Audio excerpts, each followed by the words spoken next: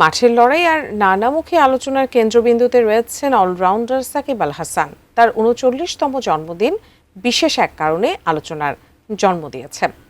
লন্ডনে সাকিবের জন্মদিন উদযাপনে দেখা যায় বিসিবি পরিচালক আসিফ আকবরকে। দীর্ঘদিন ধরে দেশের বাইরে থাকা সাকিবের সঙ্গে বিসিবির এই নীতি নির্ধারকের ঘনিষ্ঠ মুহূর্ত কি ভিন্ন কোনো বার্তা দিচ্ছে? বিস্তারিত জানাচ্ছেন বদিউজ্জামান মিলন।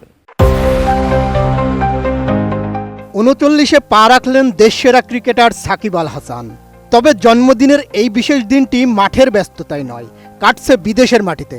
বর্তমানে লন্ডনে অবস্থানরত সাকিবের এবারের জন্মদিন উদযাপনে দেখা গেল এক চমকপ্রদ দৃশ্য। জনপ্রিয় সঙ্গীতশিল্পী এবং বর্তমানে বিসিবির গেম ডেভেলপমেন্ট কমিটির চেয়ারম্যান আসিফ আকবরের সঙ্গে কেক কেটে নিজের জন্মদিন উদযাপন করেছেন এই অলরাউন্ডার। এ সময় দুজনকে কেক খাইয়ে দেন। আসিফ আকবর সাকিব আল হাসানকে নবাব বলেও সম্বোধন করেন। লন্ডনের এক ঘরোয়া পরিবেশে সাকিব ও আসিফ আকবরের এই দেখা হওয়া সমর্থকদের মনে নতুন এক প্রশ্নের জন্ম দিয়েছে।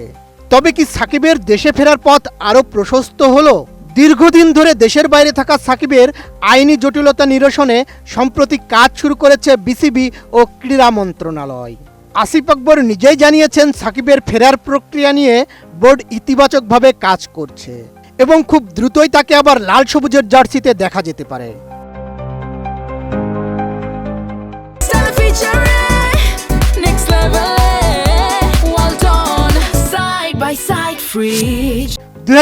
সালের ৫ আগস্টের পর ক্রিকেট ও রাজনৈতিক অঙ্গনে আলোচনায় ছিলেন সাকিব আল হাসান। জায়গা হারান জাতীয় দলে। তবে সরকার পরিবর্তনের পর সাকিব আল হাসানের জাতীয় দলে ফেরা নিয়ে আলোচনা চলছে জোরে সোরে। তার নামে থাকা মামলাগুলো নিয়েও কথা চলছে নীতি নির্ধারণী মহলে। তাকে দ্রুত সময়ের মধ্যে জাতীয় দলে ফেরানোর ঘোষণা দিয়েছিলেন বিসিবি পরিচালক আসিফ আকবর। ৪ মার্চ তিনি গণমাধ্যমে বলেছিলেন, সাকিব আল হাসানকে ঘিরে যে বিষয়টি রয়েছে তা নিয়ে আমাদের পক্ষ থেকে প্রয়োজনীয় পদক্ষেপ নেওয়া হয়েছে। বিষয়টি এখন মন্ত্রণালয়ের পর্যায়ে আছে এবং তারা এ নিয়ে কাজ করছে। পাশাপাশি বিসিবির লিগ্যাল টিমও সক্রিয়ভাবে কাজ করছে যাতে সাকিবের আইনগত জটিলতাগুলো দ্রুত সমাধান করা যায়। আসিফ আকবর বলেন, মন্ত্রণালয় ও বিসিবি সমন্বিতভাবে বিষয়টি নিষ্পত্তির চেষ্টা করছে। আমরা খুবই আশাবাদী অল্প সময়ের মধ্যেই সাকিব আল হাসানকে আবার বাংলাদেশের ক্রিকেটে দেখতে পাব। দেশের কোটি ভক্তের মতো আমরাও তার প্রত্যাবর্তনের অপেক্ষায় আছি। আসিফ আকবরের মতো উইকেট কিপার মুশফিকুর রহিমও চান সাকিবকে লাল সবুজের জার্সিতে দেখতে।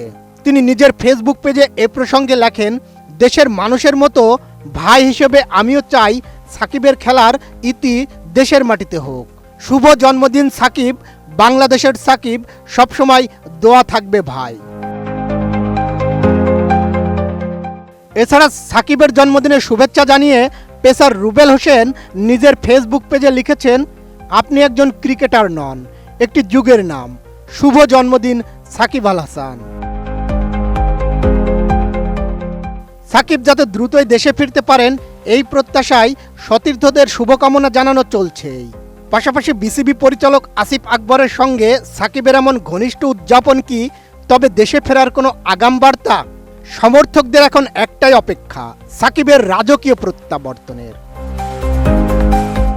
বদিউজ্জামান মিলন, এটিএন নিউজ।